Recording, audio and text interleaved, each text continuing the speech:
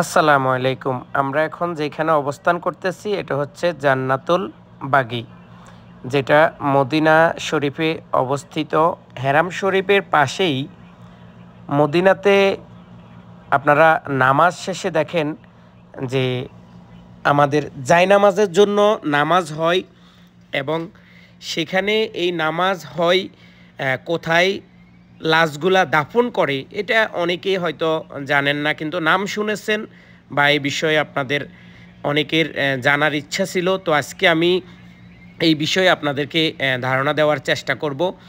এই জান্নাতুল বাগীতে 10,000-এরও বেশি আমাদের সাহাবী শুয়ে আছে এবং মদিনাতে যখন ফজরের নামাজ শেষ হয় ঠিক তখনই এই জান্নাতুল বাগীর যেই দরজাটা সেটা খুলে দেওয়া হয় বেশিরভাগ মানুষদেরকে দেখার জন্য, এবং বেশিরভাগ মানুষ এই জিয়ারা করতে পারে এবং তারা যেই বিভিন্ন কবরস্থান বা এটার পুরো এরিয়াটা দেখার একটা সুযোগ করে দেয়। আর নতুন করে যাদেরকে মাটি দেয় তাদেরকেও দেখা যায়। আবার অনেক সময় দেখা গেছে এখানের আইনশৃঙ্খলা বাহিনী দুইটা ক্যাটাগরিতে মানুষদেরকে এটার ভিতরে ঢোকার সুযোগ দেয়।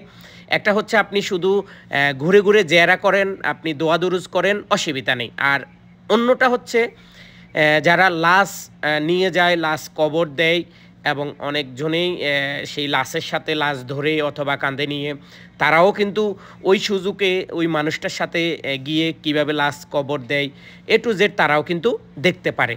তো আজকে আমি আব্দুল আজিম এবং আমাদের পরিচিত আমাদের লরেন্সের একজন বিশিষ্ট ব্যবসায়ী, আপনারা হয়তো দেখলে তাকে চিনবেন। আমি নামটা নাই বললাম, যখন তার ছবি আসবে বা যখন তাকে আমি দেখাবো তখনই হয়তো আপনারা চিনবেন যে এই মানুষটা কিভাবে এখানে আসলো বা কী বিষয় বা তিনি এখন কোথায় থাকে।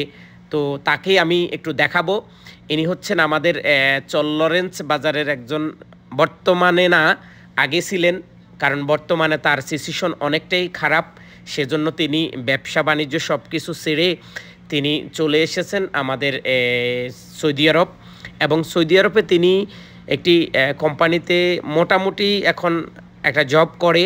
তবে আমার যারা প্রিয় প্রবাসী ভাইয়েরা আছেন, যদি মদিনাতে কোনো জায়গায় তার জন্য একটা ভালো চাকরি ব্যবস্থা করে দিতে পারেন তাহলে আমি আমার পক্ষ থেকে আপনার জন্য অন্তত 1,000 সৌদি রিয়াল দেওয়ার চেষ্টা করব। কারণ এই মানুষটা কোনো এক সময় আমাকে অনেক উপকার করেছে, আর তার মনটা এত ভালো যেটা আমাদের হয়তো লক্ষ্মীপুরের কমলনগরের অনেক মানুষই জানে যে শামীমের নাম বললেই সবাই বলবে সে একজন অন্যরকম মানুষ। তার মন মানসিকতা এবং তার যেই মনের ভিতরে বা তার যে শরীরের ভিতরে যে মানুষের প্রতি যেই ভালোবাসা, এটা হয়তো অনেকেই জানেন আবার অনেকেই জানেন না। তো আমি আমার সকল ভিউয়ার্স বা যারা আমার ভিডিওটা দেখবেন, এই মদিনার জান্নাতুল বাগীর যে ভিডিও সেখানে আমি অবশ্যই আপনাদেরকে বলবো, যদি আমার এই বড় ভাইয়ের জন্য কোনো একটা ভালো চাকরি মদিনা কোনো হোটেলে বা আবাসিক হোটেলে অথবা যে কোনো জায়গায় যদি কোনো একটা ভালো চাকরি থাকে তাহলে অবশ্যই আপনারা